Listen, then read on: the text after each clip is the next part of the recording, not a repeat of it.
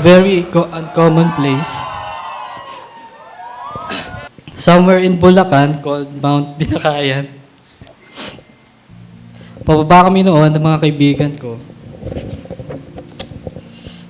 We saw you together with your friend. And for some reason, lumapit kami at nagpakilala. Nagtanungan ng pangalan at konting kwentuhan.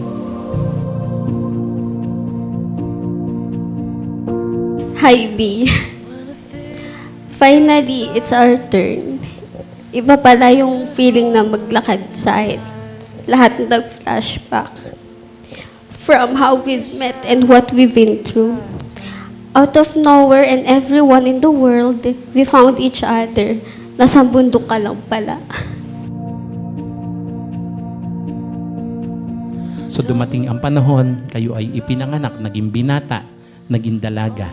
At dumating yung mga panahon na kayo ay pinagtagpo ng Panginoon. At ang araw na to, ito yung araw na itinakda na para kayong dalawa ay pag-isahin na. There's no hiding from your love.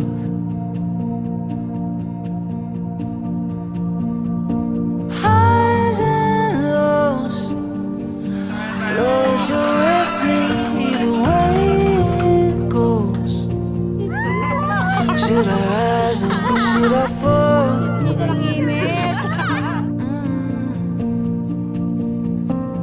Lagi kasi akong pinagpapalit sa iba, kaya natakot ako. But you proved to me that you are different, that I am worthy, that I deserve to be loved. Sigab. Ikaw sigab. Ikaw sigab. Thank you. Kuya Marco. Salamat Kuya Kuya Marco. DJ ah. Oh my God! Oh my God! Iyak naman ako din. Hides will make Bless kayo kay Nina. Ay, kunyari masaya kayo. Thank you. Eto pa. like you planned it. Uy, grabe yung pawis ni Ivan. Okay na, be. Sige na. Dali ko na. Come with wings. Hindi ako masyadong superstitious na tao. Until it happened to me. A few days after, someone followed me on Instagram and left a message saying hi. Siyempre, chinek ko yung profile. Tapos nagulat ako. Speaking of destiny, ikaw ang na-meet namin sa bundok. Siyempre, nag-reply ako. Pahalagahan nyo lang yung bawat segundo na magkasama kayo bilang mag-asawa. Bakit? Maikli lang ang buhay na meron tayo. Even so, Lord, your mercy isn't even flow. Should I rise or should I fall? Pak, sino ka dyan? Huwag kang iiyak. Naiiyak siya agad. Hindi. Let me go.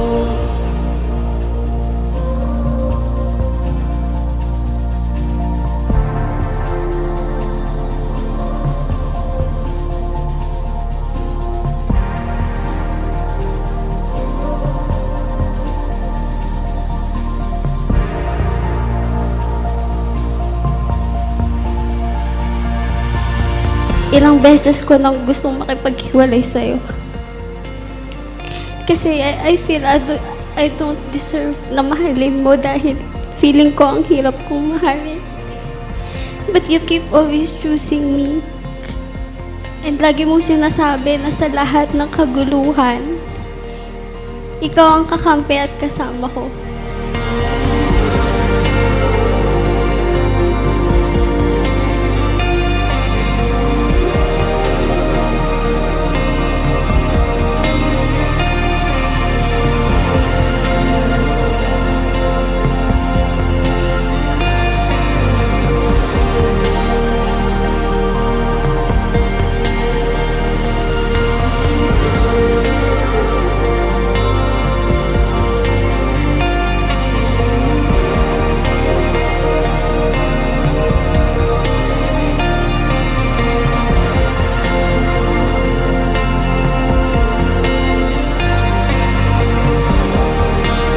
kailangang sabihan mo si Chiki ng I love you kahit minuto, okay lang yun.